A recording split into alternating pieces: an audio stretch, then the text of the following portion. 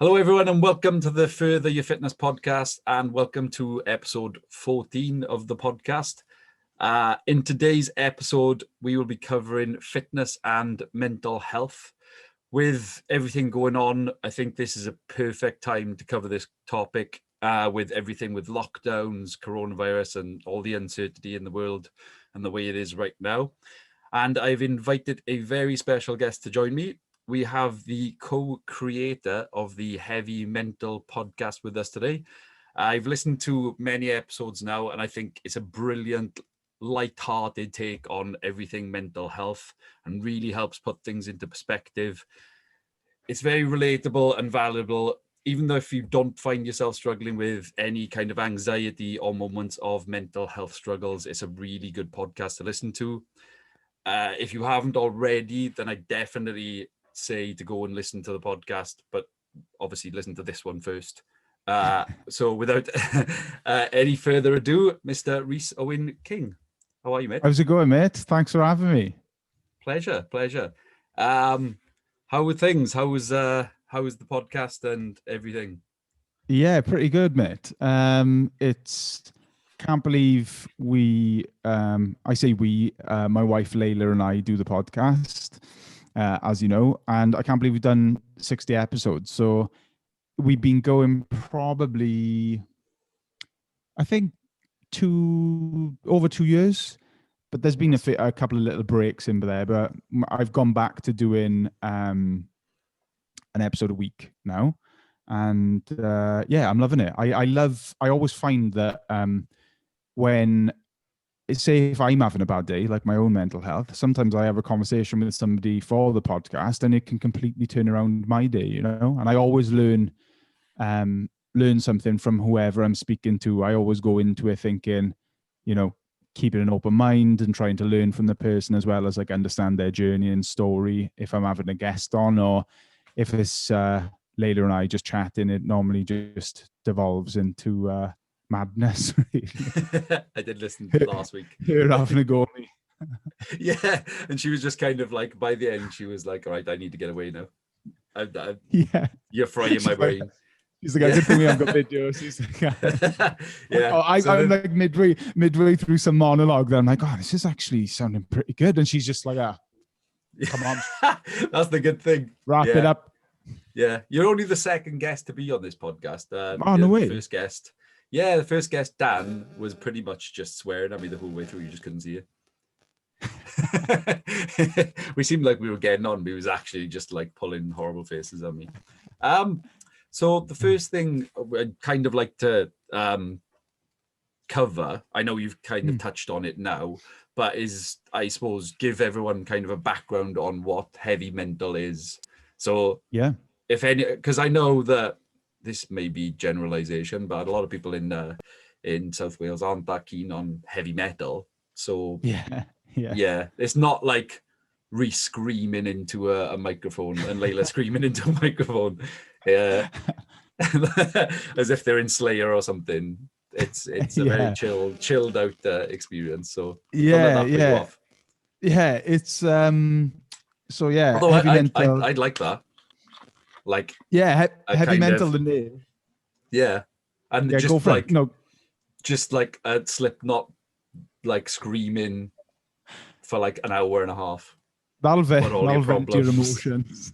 Yeah, it's a good way to expel emotion, actually. Yeah. Like any pent up rage or anything like that. But exactly. Get it out, didn't it? Scream it out.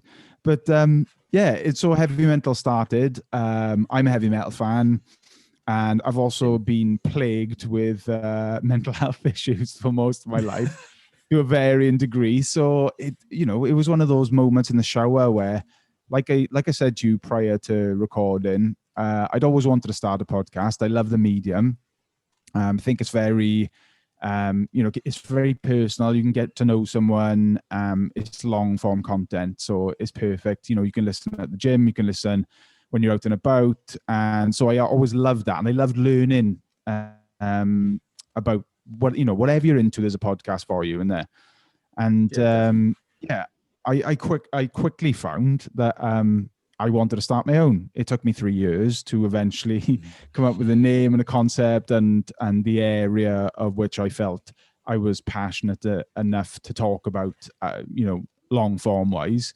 And yeah, the name just came to me in the shower one day. And I was just like, heavy metal, that's a perfect name for a podcast, heavy metal fan. And, the subject matter sometimes is heavy. It's all mental. So heavy I'm mental so jealous. together. Like nothing stuck with me. I've already changed the name of the podcast once. May go again. It's gonna. I think when it'll just click. If this isn't the one to click, then keep trying and experimenting. But I think it's good. Analysis paralysis is the term, isn't it? Is you overthink it rather than just do it. I think I spoke to the guys who do, like we said before, the guys who do my kind of videos and photography and stuff, is they say that usually the content will overtake the name of something every day of the week. So 100%. If the content's good, no one will actually care what the name of it is. You could call it the most ridiculous thing ever. If it's good, people will listen. Yeah, I definitely agree with that. I think that's something that I did, and that analysis paralysis, can't get my words out, analysis paralysis thing from the outset is you put all the onus on, like I'd been in bands when I was a kid, just shitty local bands or whatever, but you spend so much time getting together, be like, what are we gonna be called, boys? Right, we're gonna do this, we're gonna do that. Yeah. Doesn't matter. Just create music. Like focus on the music first, then just you can always change your name. But I got bogged down. So many bands have done that, haven't they? They change their name like constantly. And so many good bands with shit names as well. Yeah, no one cares. So exactly, your photographer mates, your videography mates have hit the nail on the head there. Absolutely, they are very, very clued on. To be fair, I think if the content's good, 100%. It's just you can overthink things as well in terms of even doing this podcast, even doing anything in any walk of life. Sometimes just doing it is better than anything. Yeah, I was gonna quote something then, but I know I'd. No, go on, please. Something about just like putting your first foot forward, and then just taking every step. But where some people don't even take that first step, do they? It's difficult. Yeah, it's easy to procrastinate, and it's something that I've definitely struggled with through the years. But eventually, with the podcast, there was just a moment where Layla and I would have these conversations about like mental health, spirituality, our own self-help type stuff. I'm obsessed with self-help and all the rest of that kind of world. And we'd be having these like long form conversations in bed with a cup of coffee.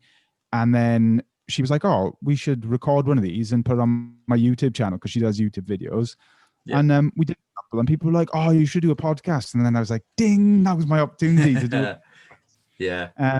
So yeah, after both of us suffering with our mental health in the past, whether it be for Layla, SAD, depression, for me, primarily anxiety, health anxiety, and eating disorders as well. But yeah, I think we've both had our fair share, and we just found that we were able to approach certain topics in a very light-hearted way. Because that definitely comes across in the podcast, because I suppose the one thing I do love about heavy mental in particular is the fact that, if you're suffering with these kinds of things, you don't want to be bogged down even more by listening to a kind of negative podcast that's just kind of not snapping you out of it. You want to get valuable information whilst putting a smile on your face, because that's why I tried to crack a few jokes in this podcast. They just don't really land. My third podcast, if you listen, I had a tiny little backlash. I remember I made some quip about not liking Adam Sandler films since his first, since like Waterboy or something. And someone came up to me in the gym and was like, fair play for you to do in a podcast that takes some serious like balls. And it was like, what? But Adam Sandler is great. I was like, no, come on now. I'm with you, mate. After a certain point, no. I mean, some may say Happy Gilmore onwards, but I'd be inclined to say somewhere around Waterboy. Yeah. They did some Happy questionable Gilmore. films, Yeah. Oh, but they get worse. Come on. yeah. I But watched the to be trailer fair for his to, newest one. oh, I haven't. I The haven't. Halloween one.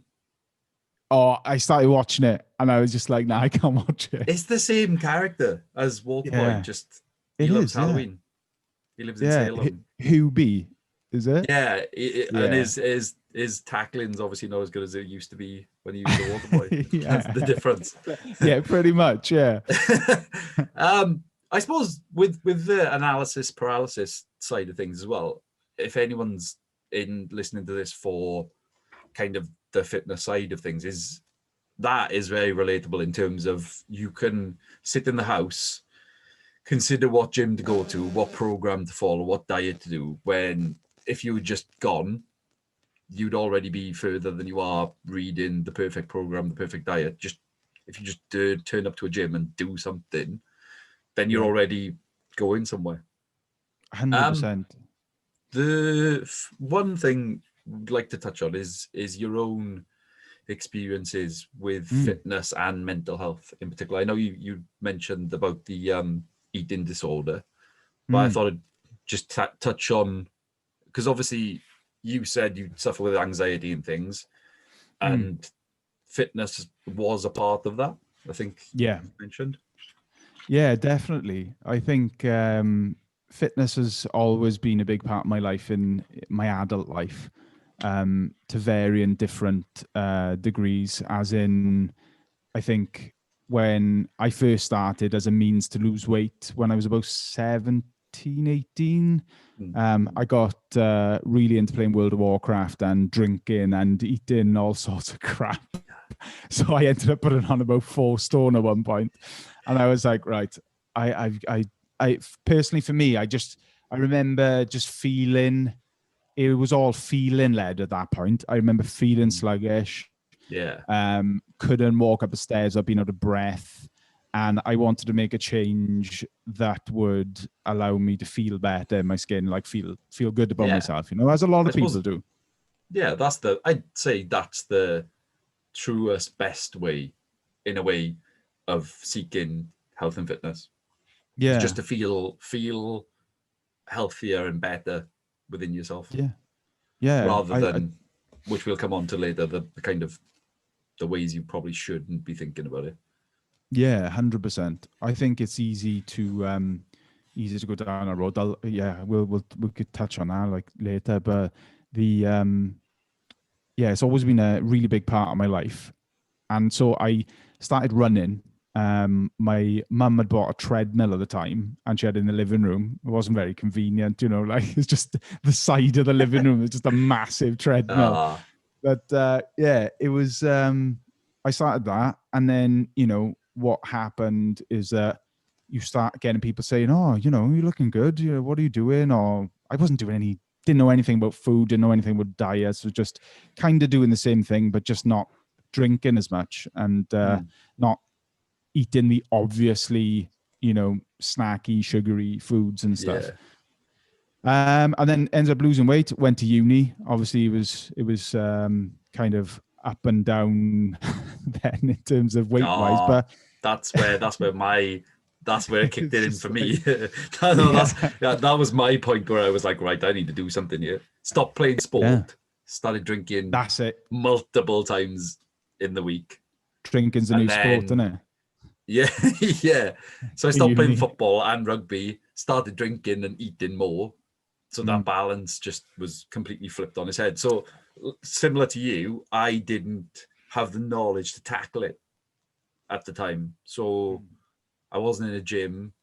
I didn't know what energy balance was in terms of eating more, exercising less. I was just like, ooh, what do I do here? I need to probably read up on this now that I don't play yeah. sport anymore. So that was mine. So I was probably a couple of years after you. So I was 18, 19, Yeah. 19 years old. So 19, I went to uni. Yeah, 18, 19, you go to uni. So yeah, that's when I really started to have to think about things a bit more rather than, you know, didn't really know much about dieting or what to eat, and gone from, because I played so much sport that Exactly. I was burning through so many calories, it didn't really matter at the time. Yeah. But then yeah. And then you get to a So point then where you're, like you don't realize, and then all of a sudden you're like, oh, I don't feel so great, yeah. and then And you attempt to acquire the knowledge then to try and yeah. do something about it. And Mm. for me at that time, that was where I started going wrong, because I what had originally started as something as a means in which to lose weight, which I successfully did, and then uni, when it kind of ups and downs, I'd end up losing weight when I came back at the end of term, at the end of first year, then going back leaner, and then putting on loads of weight, eating and drinking. And I was training in between, and I found that training was always a constant for my mental health. Like, I would never feel worse after coming out of the gym than doing a session. So, like, exactly like what we were saying earlier, doing any session is better than doing no session whatsoever. Even if you just went in and just I don't know, did 15 minutes on the cross trainer or something like that, then that's infinitely better than just, because I find sometimes even doing something brief will interrupt the kind of me thinking about junk food or whatever. And I always found that was the case. But yeah, I think at that time, if you compare like 2009, this would have been, to now in terms of knowledge about training modalities and what's popular and eating, and just there's a lot more awareness about it now. Whereas then, I remember just buying like Men's Health, Men's Fitness, and stuff like that, and there's always guys on the front that are like shredded, and the slogan is always like "get abs in 6 weeks," or this kind of stuff. The bad thing about those magazines as well is that you could have, like, they've got like the titles on each side, haven't they? So Yeah, different yeah, subjects, and the kind of like the contents page is listed there, and you could have one thing there that will contradict what it says on the other side of the yeah. page, and it just completely. I feel so bad for so many people out there who are trying to, like, who are committed to finding the answer and just can't, because the things that are sent out there are just so confusing. You don't know who to listen to. There should just be That's one yeah. clear line. That's it, and you've hit the nail on the head there with the men's fitness, men's health type mags of that, particularly at that time. It was always just short fixes. Can you go on some crazy thing for like 4 to 6 weeks, and get abs and all that kind of thing? So I absorbed all of that type of information, and then that kind of thing where I was like, I don't know, something just there was I went through a breakup at the end of the third year uni, and like a lot of people do when they're in that like vulnerable, depressed, down state, I can either go one with the other, I suppose. But all my efforts went into focusing on fitness and exercise. But that's when I kind of went down a bit of a darker path with it, because I got into basically over exercising and under eating, which is a bad combination. And that happens. I suppose as well. I've spoken about this recently to someone. Is that I suppose you get more time on your hands, don't you? yeah, And 100%. I suppose there's so many things that when you're in a relationship, you have more time to exercise. You find possibly you get trained twice a day, whereas opposed to only having that hour, and then you go back to your other half. And I suppose, like I said to someone in the week, is that me sitting down and having a pizza with Lisa is cute. Me sitting on my own having a Domino's is sad. like I've done it before, where you're just like, oh, this is just, you went on a night out the night before, and you're on the Domino's website, and you're like, small pizza meal for one. But it is like, I enjoy like eating like a Chinese and me and Lisa watching a film. I really enjoy that. Whereas doing it on your own, and then you're more likely to back out of it. So you're more likely to back out of an 800 calorie meal on your own and go to the gym. Exactly. Maybe you might sweat it out, whereas it's a lot easier to just chill with your other half and just. I have a question, which is, do you think there's a shift between male, not so much between male and females, but is there more of a shift these days towards males and a certain kind of body image issue. Whereas, say, 20 years ago, maybe not even then, like our parents, like our dads, like this, they wouldn't care. Like if you Yeah. played rugby and you had a bit of a belly, no one would look twice. Whereas now Yeah. there's, a lot of external pressures on looking a certain way. I think so. 100%.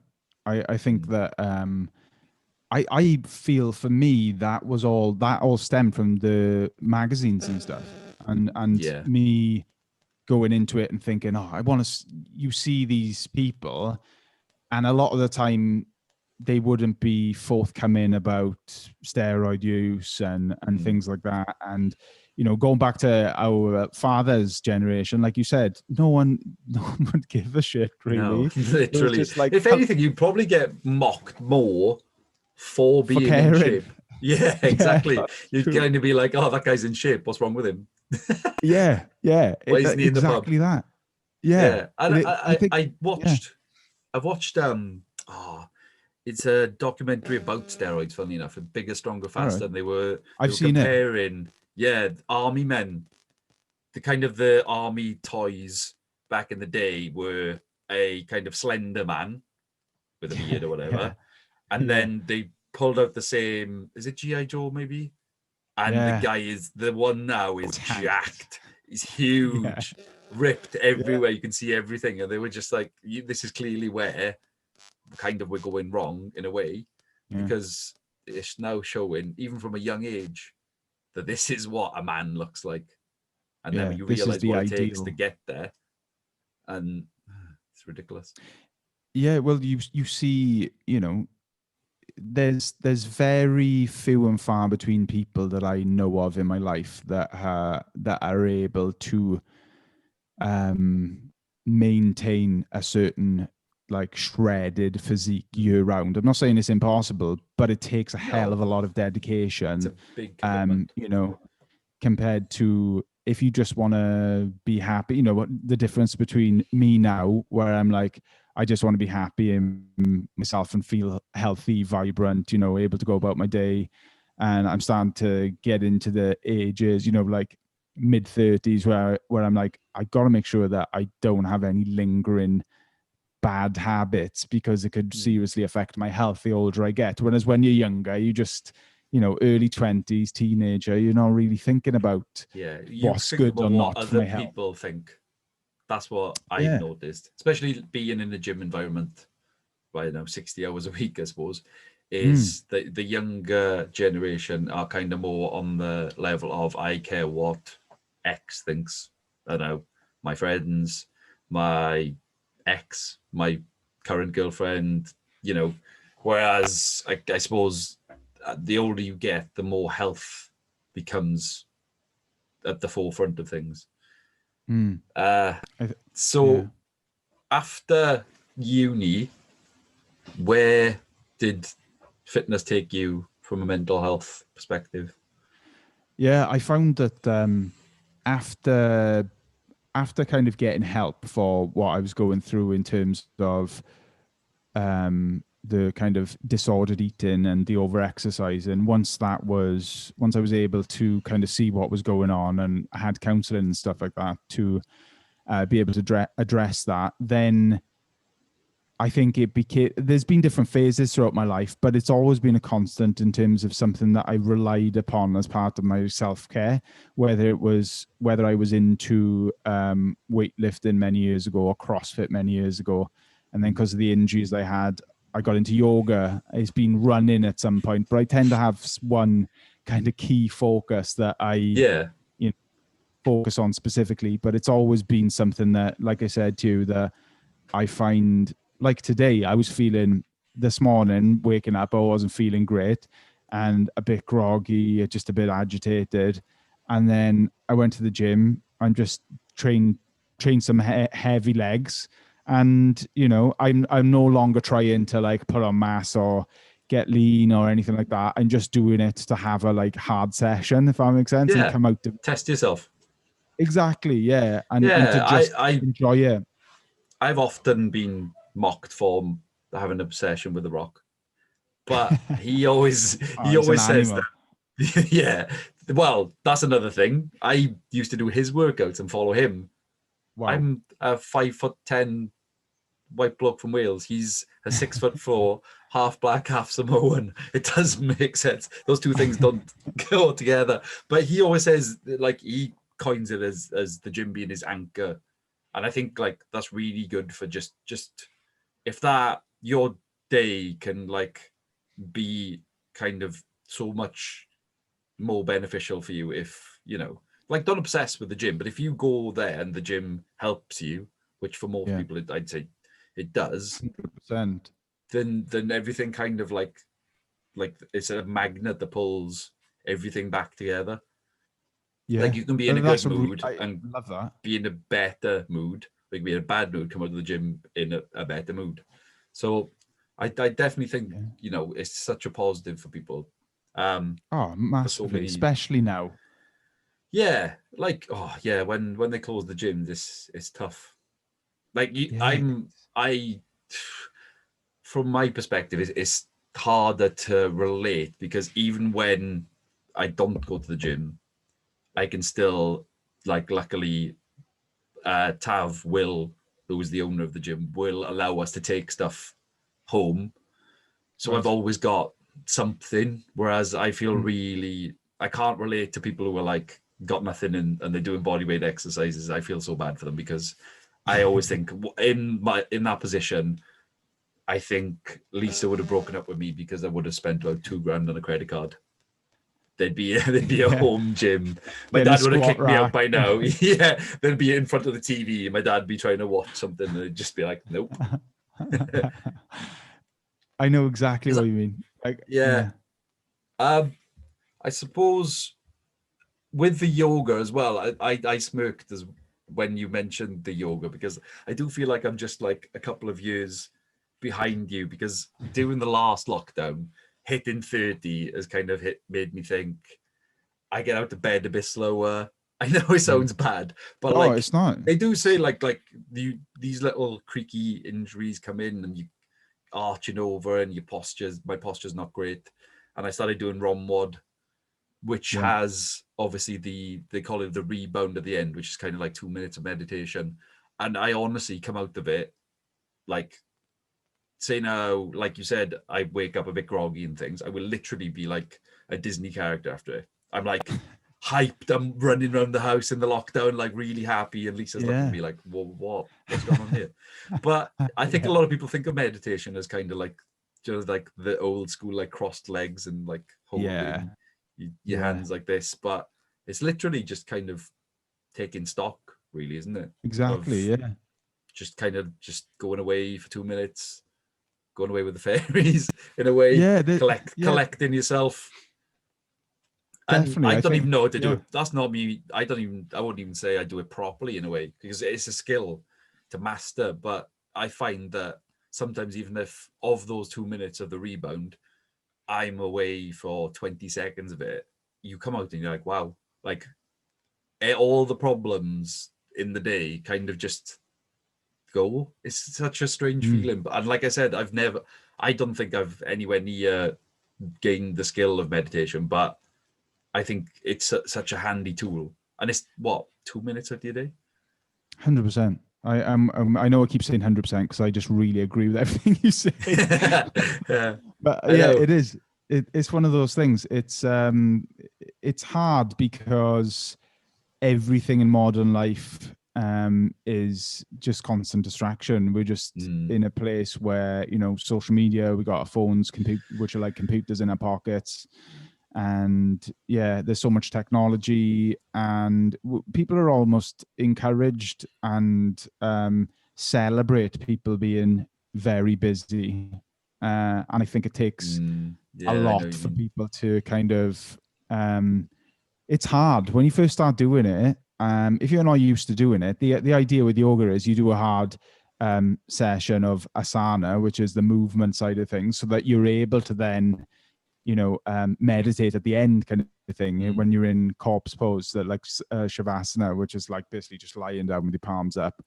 And yeah, you should have you should be at a point where you have physically exerted yourself so much that you're able to like kind of zen out, as someone would say. You know Yeah, what I mean? it's But great. yeah, I think that was if our yoga instructor Brogan may be listening to this, and I did one of her hot pod yogas. I think it was sweet. well, it would have been this time last year, and I'm assuming I was the worst person she's ever seen in yoga. Like, so they've got blocks for people who Yeah. can't quite make that extension. I had a big pillow about yay big because I awful. My mobility is shocking. So that's one thing. I think I wrote down some things. So when I turned 30 that I want to improve on and some goals, and mobility was like top of the list because otherwise I'm going to be like in a wheelchair by 40. I think. I Yeah. just keep breaking my body down and not building it back up and not helping myself. So that's one thing that I want to improve on. And it definitely It's helps great. with, it's just, in a way, it's just taking time for yourself, isn't it? Which is Yeah, it's important. connected with your body. There's different ways of doing it, but I did the instructor's course the start of last year, I think. So I was teaching, like I said to you, I was covering a lot of classes in Cardiff in UFit. I think there's a very good gym as well, to be fair. It I is. think it's far enough away from Unit 9 for me to say that it's a good gym without Tav ringing me and being like, why are you promoting other gyms? Yeah. It's what, 45? Yeah, it's like 50 miles away. I don't think anyone's going to 45 leave miles. Unit 9 to drive probably an hour away. You're safe. You're safe. Yeah. Yeah, exactly. No, it's good. There's I found that, not to muddy the name of CrossFit, but I did both my rotator cuffs in doing CrossFit. It's a lot of shoulder work, to be fair. If I'm going to stick up for CrossFit, there's a lot of the lifts, a lot of the most exercises involve your shoulders. So if you're not prepping them, then never warmed up, never called crewed up. That's most people's problem as well. We won't go down the CrossFit rabbit hole. Yeah. Yeah, that is one thing I like tell myself before every podcast is to never rabbit hole down something too far because I lose where I am. No, it's a good idea. It's a good idea because you could speak. I'm sure you could speak for a whole double parted podcast on CrossFit, as could I probably. Yeah, I could probably get one pro and one con, like, and have them fight. Someone who hates CrossFit, someone who loves it, just sit there with a cup of coffee, just watch. I tell you what, I'll give you a pro and a con, like a one-liner, and you give me a pro and a con for CrossFit. Okay, you go first. Okay, my pro is definitely community. Yes. And my con is definitely doing technical lifts to a clock. Oh, that was going to be mine. Was it? Yeah. Like those lifts as well, you should not fuck with. No, I'll never do them again. I just, what, in general, or? I'll never do Olympic lifting lifts again, just because I wasn't very good at doing it technique wise. And I came from that kind of, I was about 5 stone heavier when I did CrossFit than I am now. And I came from a background of just like the bodybuilding type movements, the bench press and squats, deadlifts. So that was the stuff I loved to do. So I just went into CrossFit being like, I'm going to smash everything. Yeah. That's, I suppose, the competitive side of it as well. Yeah. That's probably, that could be a positive, but yeah. What are yours? That could be both. The competitive side of it could be both, because that can flip on both sides where, if you're competing for time, like you said, and you need to make a certain rep when your body's not ready for it, that's when it becomes an issue. Whereas I suppose if you're like bodybuilding or just general training and you can duck out. It doesn't matter. You can duck out of a Exactly. rep and just, it doesn't make a difference to anyone. You Yeah. leave in reps, like a lot of people will say, like reps in reserve. If you leave in Yeah. a couple of reps out, that's good for your body. Whereas if me and you are toe to toe on a certain thing, my body is about to break, but if I do this rep, I beat you. But also at the same time, my rotator cuff goes. I'm probably Yeah. still going to do the rep. Yeah. So In the heat of the I suppose moment.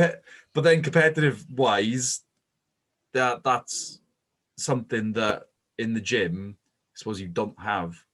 Like they say, the whole cheesy line is you versus you, but does that really? No, there's no I accountability there. I could no, just be like, oh well, I lost to me but I also won because it's me. It doesn't really matter. I found that wherever I am, that competitiveness kicks in, and I have to tell to like calm down. Like even if I'm in Yeah, a normal gym, even if I'm doing yoga, if I was, anything, there's that thing of, oh, they're doing X, why can't I do X? yeah, If he's lifting that, yeah. I want to lift that kind of thing. I noticed as well that I trained in a few times when checking up on the gym during the first lockdown, and there's no accountability there for, like, it's a massive gym. If you've ever seen photos of Unit 9, it's I have, huge. yeah. And when you're there on your own, it's cool because you can play your own music, blah, blah, blah. But I could take 5 minutes between sets and no one's there to be like if I'm training next to someone, I've done a set and I go on my phone, something distracts me. This guy's gone twice. I'm like, oh crap, I better shift. But when you're Yeah. on your own, there's no one there Yeah. to like, That's true. oh, that guy's just sitting on his phone. So I'd end up Yeah. there for ages getting nothing done. Yeah, I'm with you on that. I'd be the same. It's strange how social pressures around you can help and hinder. I definitely be conscious of like, oh, someone wants to use the squat rack. Someone wants Yeah, to sort of like exactly. to try and not take too much time up. But yeah, like you said, if you've got the place to yourself, you're just gonna go down a YouTube rabbit hole or something. Yeah, I've done that like before. I always end Yeah. up doing. Yeah. As soon as you see, or like the way Facebook's structured now, where or as soon as you watch one video, it'll flick up to the next video. Sneaky Next minute, man. half hour's gone, and you've done 10 sets of curls, no, 10 reps, and that's it. Yeah. I suppose we've touched on some positives, but to kind of glance over the obvious, if we were to promote people to train, is the obvious signs that just training is, or doing some kind of physical activity is good for your mental health, because endorphins, I don't want to get too much science in it because it gets boring, but it is scientific fact that, I sound like I'm quoting Anchorman now, but so it is a scientific thing that exercising releases endorphins, which will make you happier, not happy. It's not a guarantee, but it's proven that some kind of physical exercise. And I think from a one point as well, is that as a society, we always, like we just did with CrossFit, we try and pigeonhole people into certain things, but exercise can be anything. You don't have to go to a gym. You could play sport. Exactly. I suppose the leanest I've ever been was when I played football. Yeah. So you don't have to join a gym. As much as the gym is beneficial, exercise in general and movement can be so good for you, for your mental health. Absolutely. Yeah. It's I think, like I was saying to you, it's I know that there are times where, say, if I've really been struggling with my mental health and going through like what I would call a dip, like depression wise, or if I'm feeling particularly anxious or anything like that, I know that there will be this sense of resistance in wanting to train. Like I will have to force myself, and I kind of do this like autopilot thing where my brain's like, no, don't go, and I'm just like, right, fuck you, put my trainers on, do my laces up, get my kit bag on, and this voice of resistance in my head is just like, no, don't go, you could just sit down, you could just do this, and I'm just like, so much easier. Yeah, I'm like, I know that if I go And if I force myself through that 10, 15 minutes and get into the flow, get the blood pumping, it's because sometimes it can feel a bit icky, a bit sticky, like for about 15 minutes where you're like, oh, I'm not enjoying this. But then once you get a sweat on, and then once you get into that, it's a flow state. It's enjoy. You're like, oh, I'm so glad I came. Like, and then afterwards, 100%. there's never I a bad think session unless you do the rotator I'm cuff. yeah. Oh, there is that. I've I think the only thing with training with the gym, I'm so good for just training. I'm probably harder to get me to do a rest day, but I assume when Lisa's listening to this, I'm terrible for going for a walk. So any kind of outdoor activity, I'm shocking. I'm so bad. But Lisa will attest to this, where the same thing as you is that once I've gone and now she drags me out, I feel so much better. In the first lockdown, I tried to get the coaching hub up and running, which is my kind of just platform for if you know what you're doing and you need a bit of guidance, it's a low cost way of me helping you.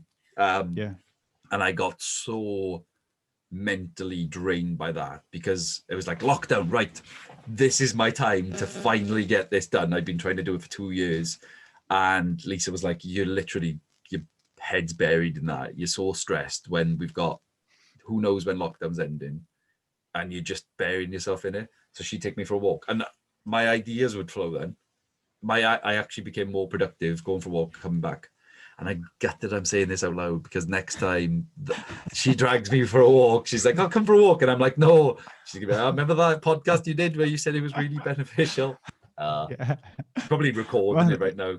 It's going to be like grabbing it and then she's playing it out loud to me. So, There's all, go on. Go on, you go first because I was going to say a negative time I've been to the gym. I was just going to say that there's always that, even for stuff that we know is good for us, we nearly always experience that sense of resistance.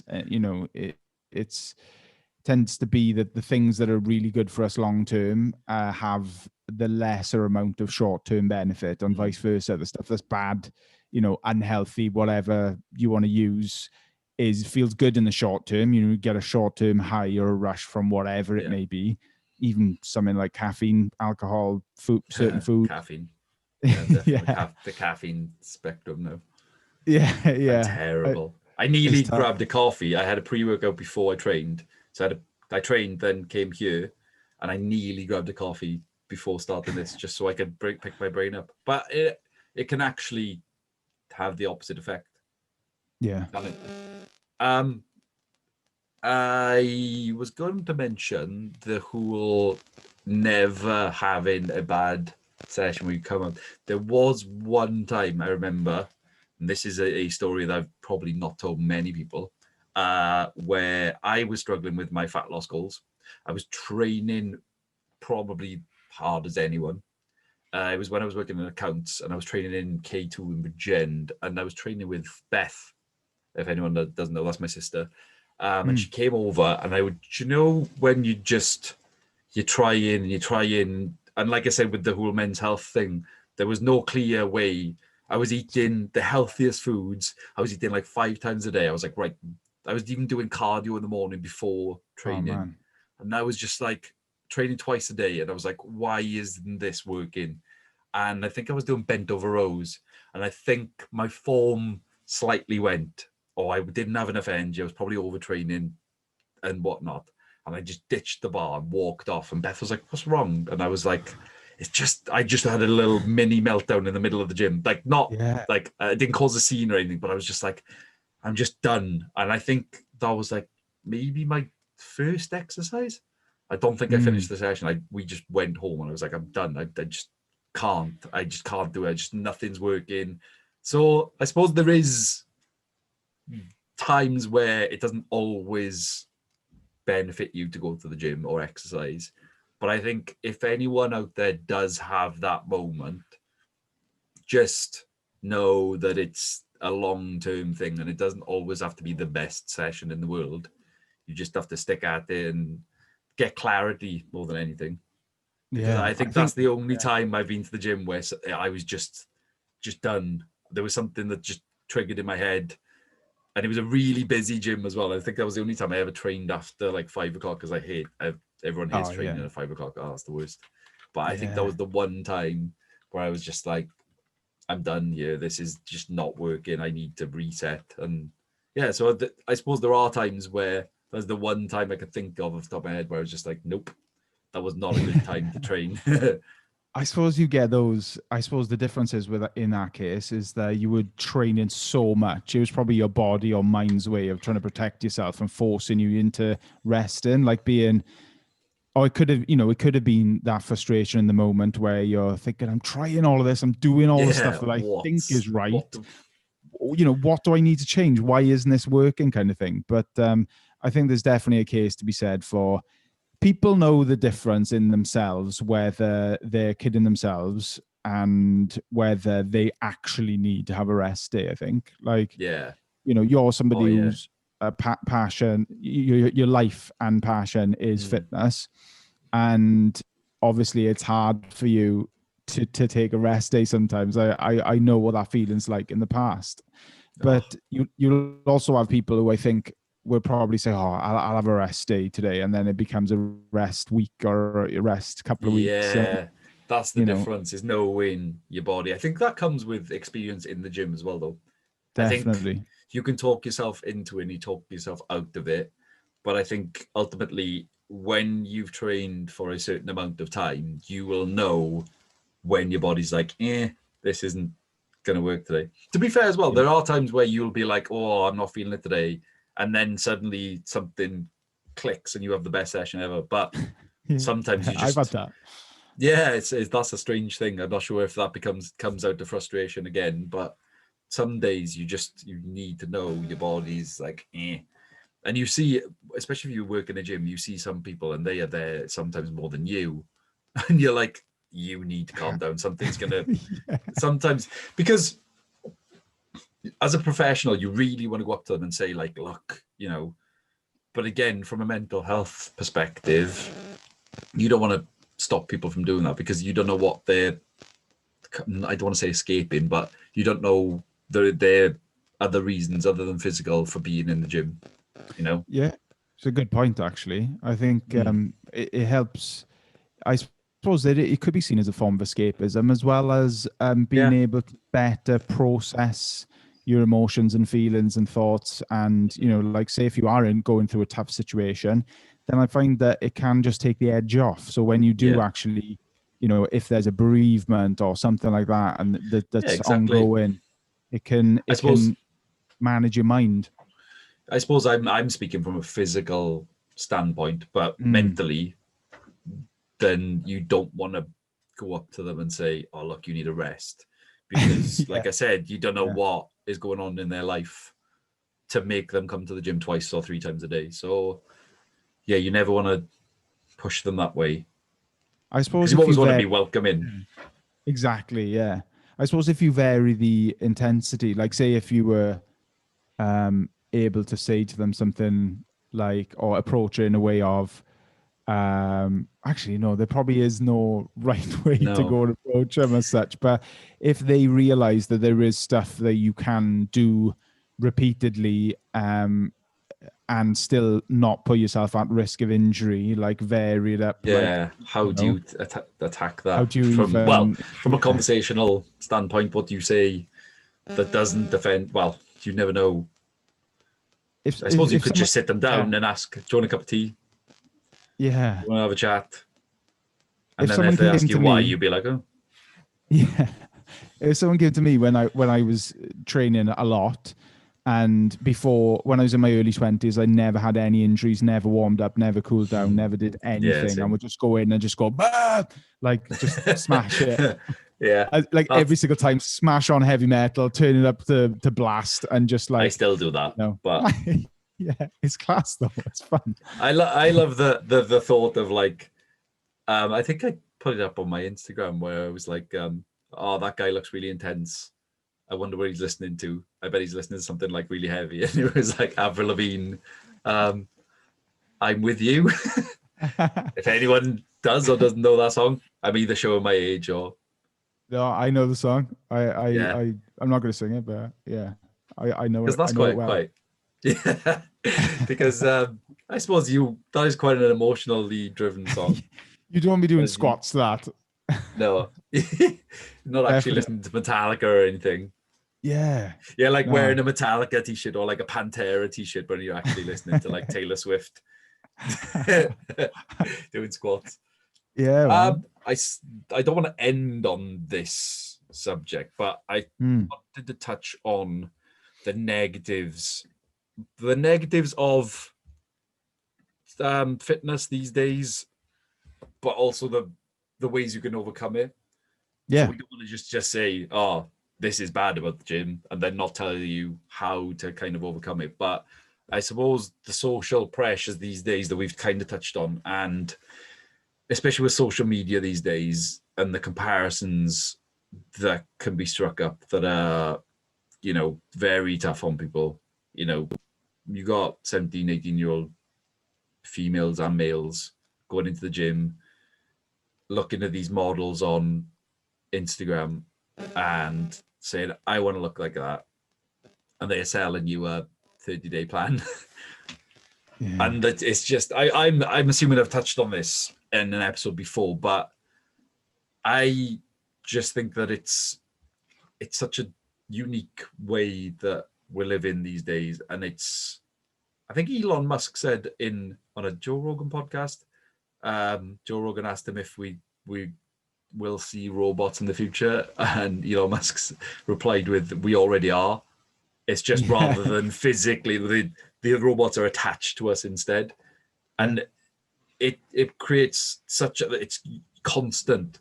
Like especially with my feed is a lot of fitness.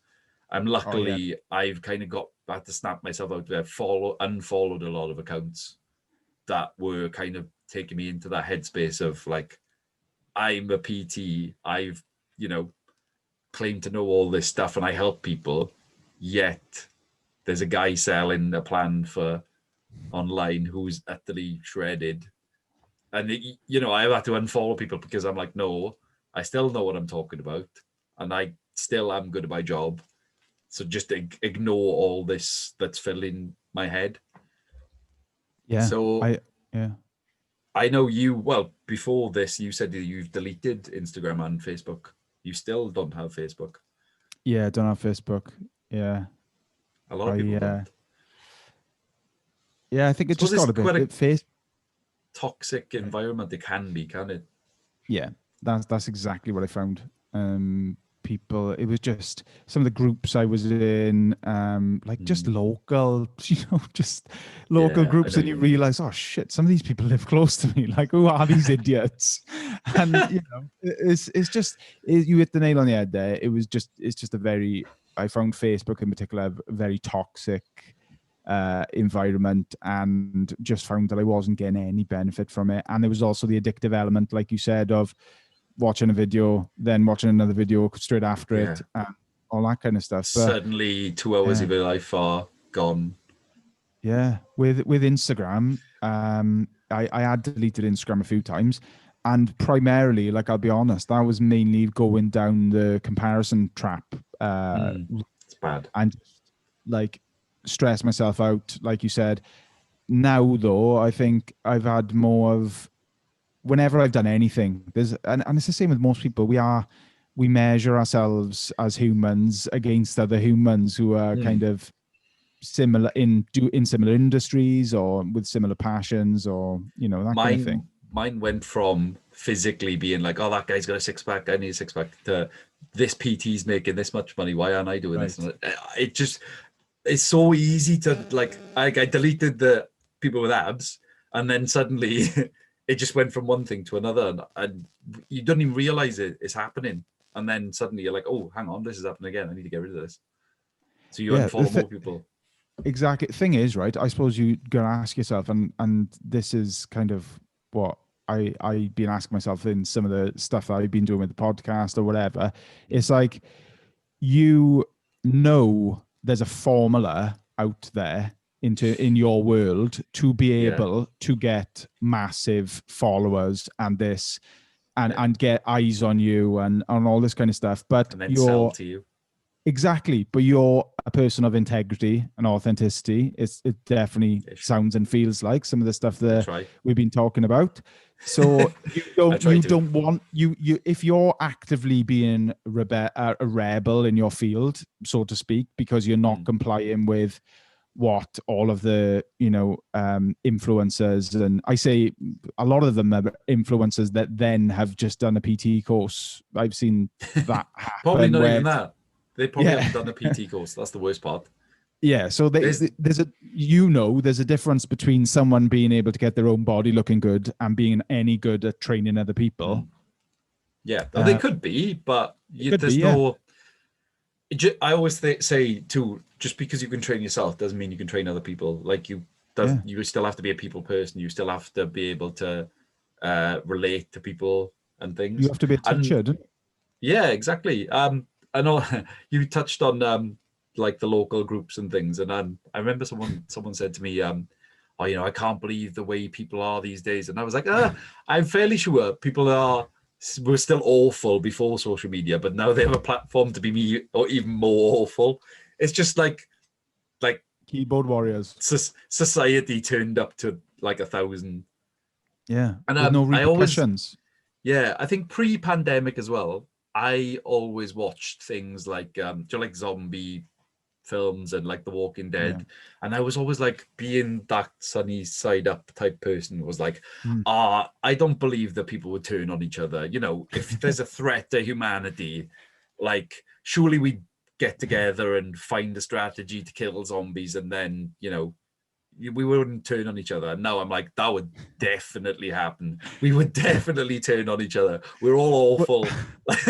It was like like a kind of insight into how we would react. And I was like, actually, yeah, we would not trust each other. And I viewed economists. I don't know what the right word is actually. It may not be economist or social scientists or someone say that it would only take 2 weeks of there being a nationwide food shortage for people to be killing each other in the streets for bread. Like, so I think I agree. It's all cushy, like while we can conveniently walk down the road and go to a supermarket and pick up whatever we want. But if that stops, man, you'll see some real action on the streets. We've got a little TV show going here. I reckon that would make a great TV show. I know yeah. Like, why not? But you guarantee someone would review it like The Walking Dead, but a little more shit. Yeah, exactly. But I suppose with everything social media wise, if I were to give you some form of advice, it would be to kind of turn your back on anything that triggers you. I suppose that word triggers wasn't really a term until recently with social media, but I found that if something triggers me more than once, I'll get rid of it now. Whereas before, I used to kind of almost enjoy it in a sick way. Like I enjoy getting angry at certain things. Yeah, true. Yeah, I might bring it back.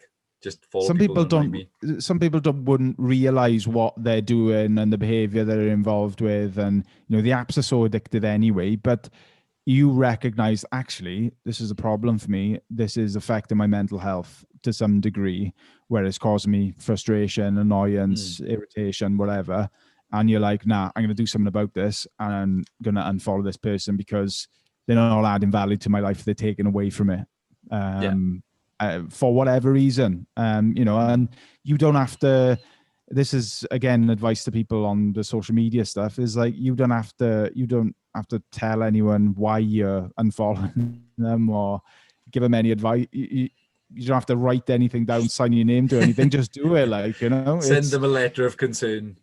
Yeah, exactly. If someone doesn't work for you, and isn't adding to your life for whatever reason, it could be, like you said, triggering something in you that you don't like and is unhelpful.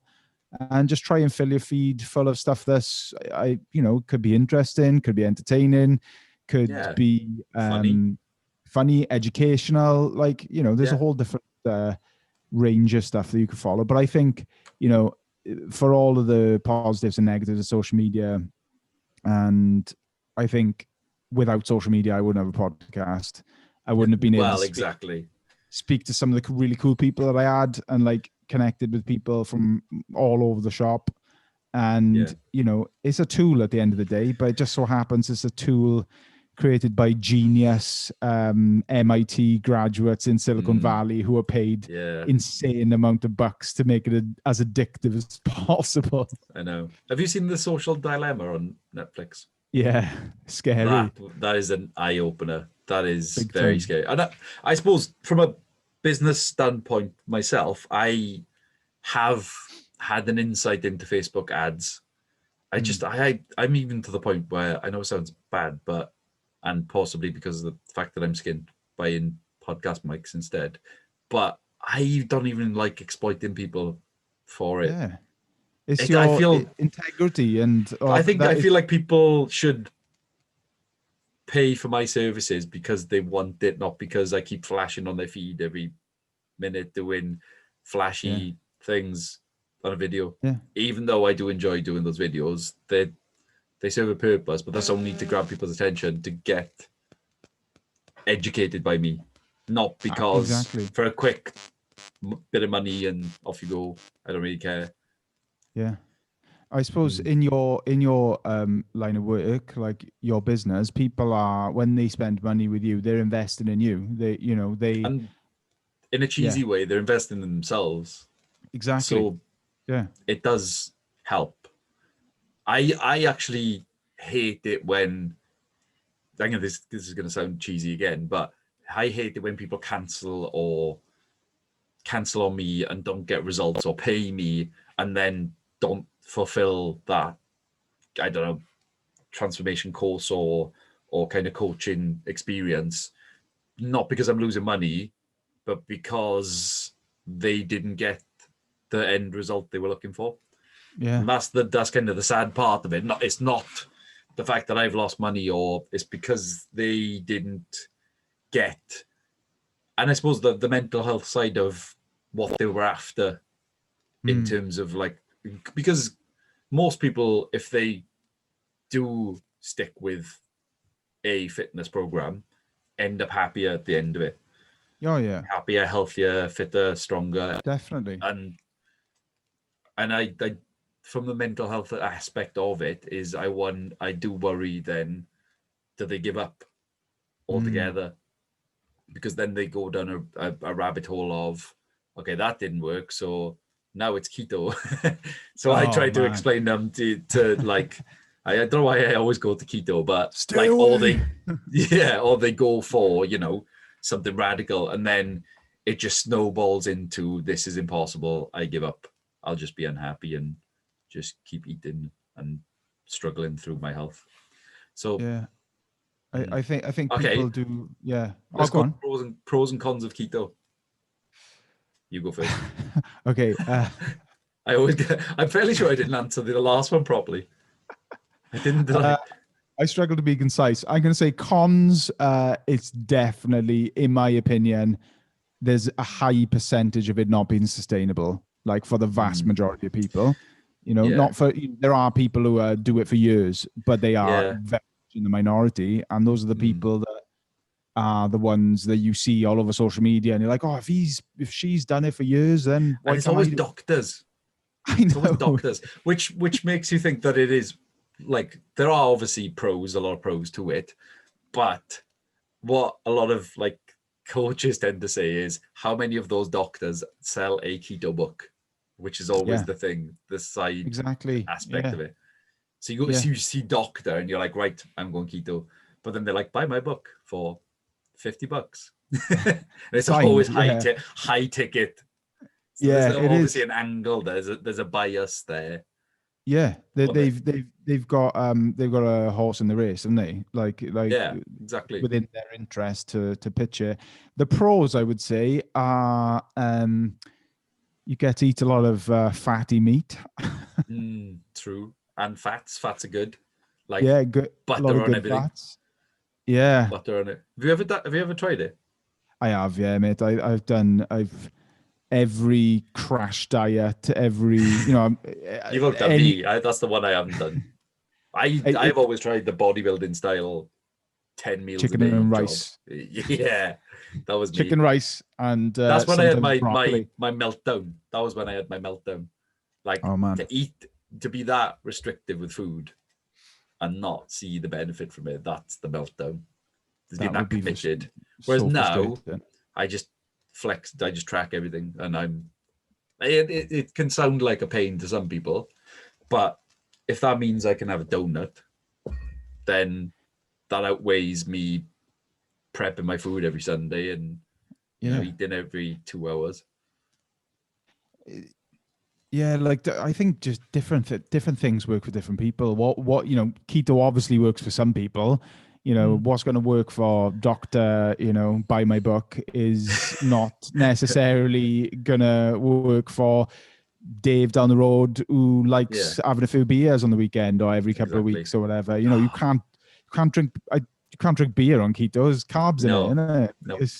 You yeah, it's so What? Wait for a keto beer. Watch this space. That'll be out soon. Keto it beer. probably already is. I bet it tastes like But I'm gonna Google it now. Actually, I see. This is I need the level of production that Joe Rogan's got, where he's got like that guy. Jamie. Yeah, that just Googles everything for him. Yeah. Hang on, I'm gonna try now. Before he's even finished the sentence, there's Yeah, he's got he's all there. yeah. Keto beer. Anything? Let's see. Camden Pale. No, Beer Moretti. Definitely No. not. Leffe Blonde. I think that means no. No. No, There that's is a that's low. There's a low calorie one they sell in Tesco. yeah, there's a few No? low, but Bud Light is low calories, isn't it? But Yeah, it's also yeah, like I 3%. But saying that, the yeah. amount I drink these days, I think I could do with a low, skinny brands premium lager. There we go. Yeah, it's quite nice as well. But 3%, I could probably do that because I'm a lightweight these days, I assume.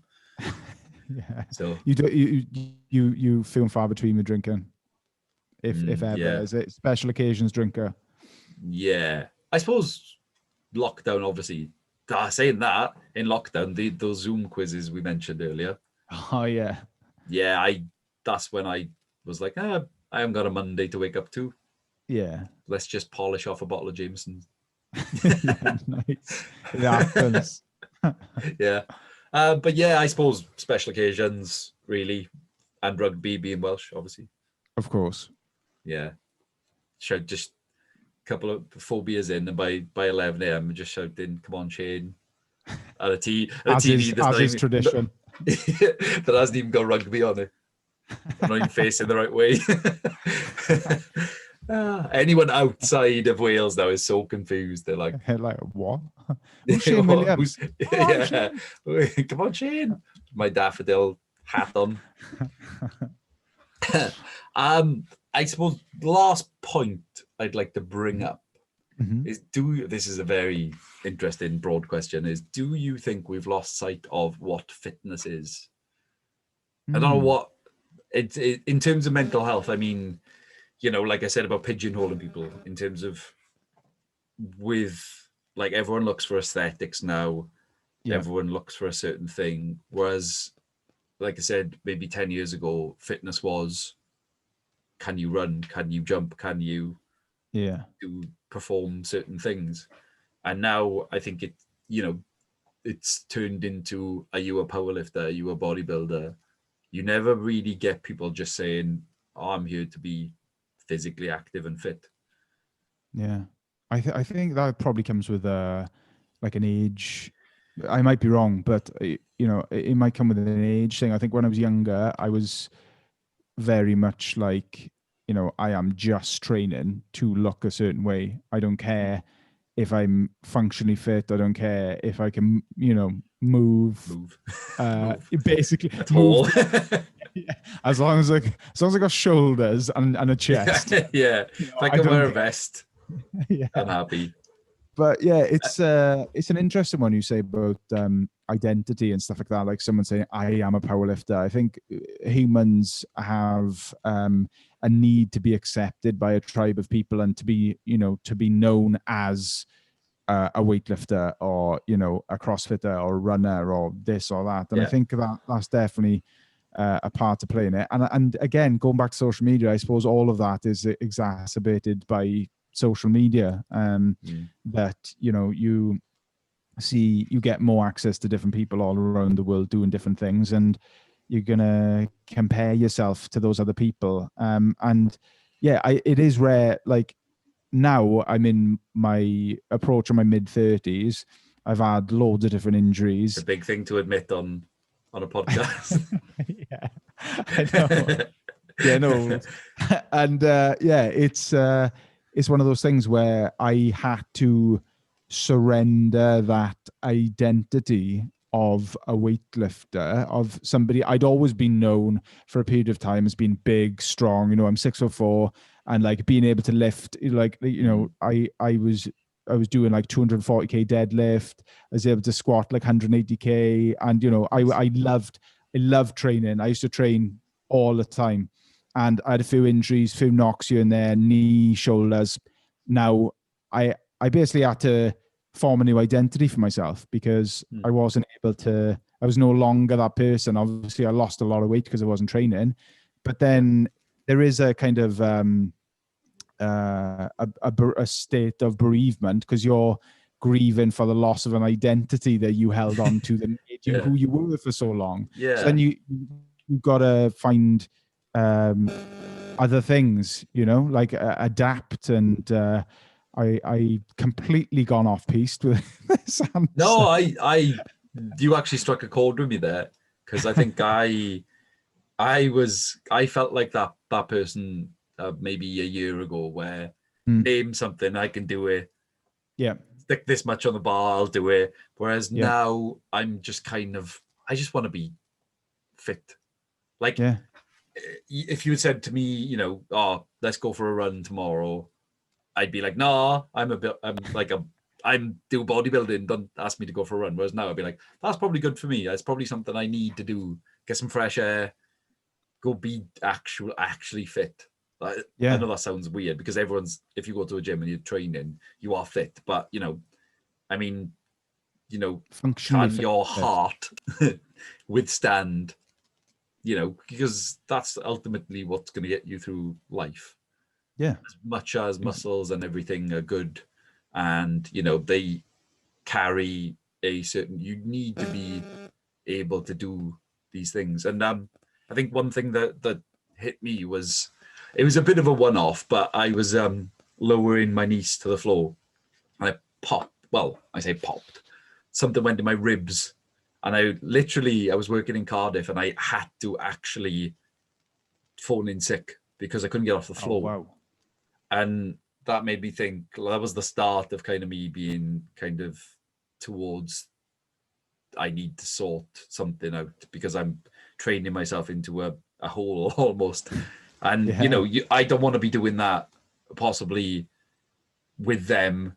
If, say, Beth and my brother-in-law wanted to leave them with me and they went away and that happened to me, you want to be able to, because that can easily start to chip away at you later in life. And I'm only 30. Imagine if I had done that at 40, 50. Exactly. You don't want to be falling over yourself. No, I'm going down a rabbit hole. We're spiraling out of control now, aren't we? No, I think what happens is, as you get older, your body changes, and then so should your training. And the more that we can go with the flow and the more we can accept change on a day-to-day basis, then the easier life is going to be for us. But if we rigidly try and hold on to our 20-year-old self and think I'm going to be like this forever, then you are going to have some problems. Like, might have to change the title of this episode from fitness and mental health to old man and fitness. Old men, sorry. Old men. I think this is the point where Layla would be like, Yeah. Oh, yeah. Stop. Exactly. Yeah. Oh, if anyone's listening right now, I just had an email. If anyone, and especially on topic now, finally, we're back on topic, would like to donate to Movember, please do. It's an amazing charity for men's mental health. And if anyone's watching this on YouTube, if I did eventually upload it to YouTube, this is why I look like this. Try to grow the handlebar, but it's not quite. It gets like Nice. not as dark as it goes down. So Get a yeah, dye out. that is a fantastic charity. To be fair, I Yeah, did a it's gig. I class. did a gig with my guitar teacher. Scott, you know Scott, don't you? I do. I know Morgan. Scott well. Yeah. Yeah, I was in school with him. Yeah, that was Hell a of a guitar nerve-wracking player. experience. Yeah, yeah, too good. I can't catch up. Yeah, he's Yeah, cracking. He was he's shredding brilliant. straight out of the box when we were like 12 or something. He like Yeah, learned "Sweet Child of Mine" in probably like 2 months or something like I that. It still can't was. do that. It takes me like 2 years. But that was something nerve-wrackingly I had to overcome, was Mm, doing that. It was only one song, and there was a very bit part of the song. Scott did most of it, but I did that for I think that was 2 years ago for nice, mate. Movember. So yeah, it's like I said, it's a great charity to get involved with. So if you can donate, it doesn't have to be on my page; it can be on anyone else's page. Definitely get involved. Uh, Anything you'd like to add on the fitness and mental health side of things, Rhys? Man, I think we could end up doing like a 24-hour podcast like back and Easily, forth. I definitely could, especially with the amount of rabbit holes and stories of Yeah, me losing my mind in the gym. that's the good thing about having a co-host, Layla, my wife, who is very concise and gets to a certain point, and then she's just like, nah. Whereas I've got the longevity to like do a 4 hour, Just keep 5 hour podcast. talking, keep Yeah. talking. So I'll stop. Yeah. One more thing is, if would you like to plug mental health? Yeah, Where sure. can people find you on after we've slagged off social media for a good hour? Where Yeah. can people follow you? Fuck social media, but if you're gonna follow anyone, follow Lloyd, and we are Heavy Mental on Instagram. That's episode 14. As always, if you like this podcast, please share it, tell your gran, tell your dog, tell your dog's friends, and I will catch you in episode 15.